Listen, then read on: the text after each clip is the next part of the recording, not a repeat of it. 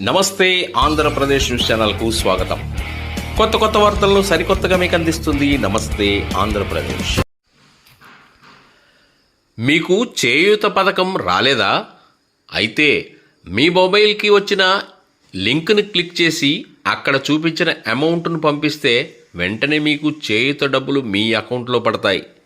ఇది ప్రస్తుతం సైబర్ నేరగాళ్ల వినూత్న మోసం. పొదిలి నగర పంచాయతీలోని పేద వర్గాలను టార్గెట్గా చేసుకొని లక్షల్లో వసూలు చేస్తున్న వైనం. లబోదిబోమంటున్న అమాయకులు.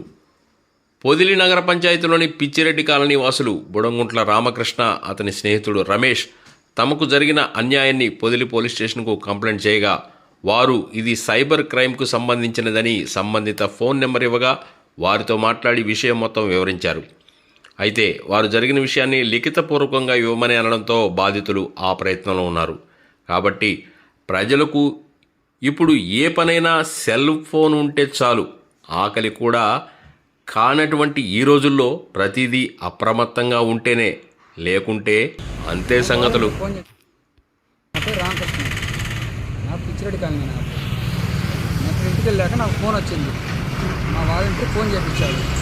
అతను ఫోన్ ద్వారా నాకు మాట్లాడించి నా హోల్డ్లో పెట్టి నా ఫోన్ కల్పించాడు. మేము సచివాలయం నుంచి మాట్లాడుతున్నాము, మీకు మనీ పథకాలు వచ్చాయా లేవని అడిగాను.